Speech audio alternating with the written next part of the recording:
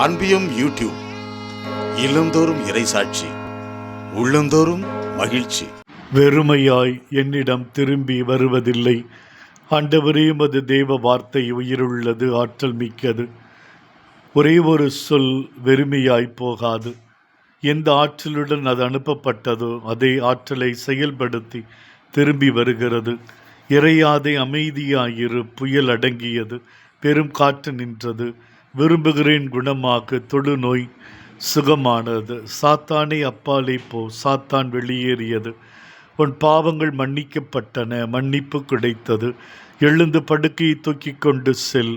38 ஆண்டு பிணியாளி எழுந்து சென்றான்.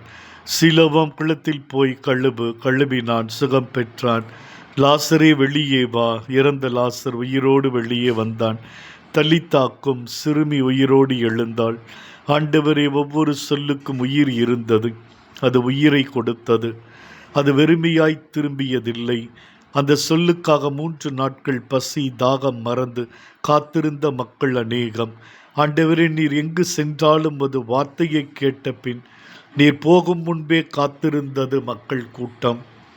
ஆண்டவரே, உமது தேவ வார்த்தையை நாங்கள் தினமும் படிக்கிறோம், தியானிக்கிறோம். உமது வார்த்தை காட்டும் வாழ்வின் நெறியில் நாங்கள் தினமும் விசுவாச நடைப்பயல் அருள்தாரும். உமது வார்த்தையும் வாழ்வை மாற்றட்டும், எம்மை உருமாற்றட்டும். ஆமேன்.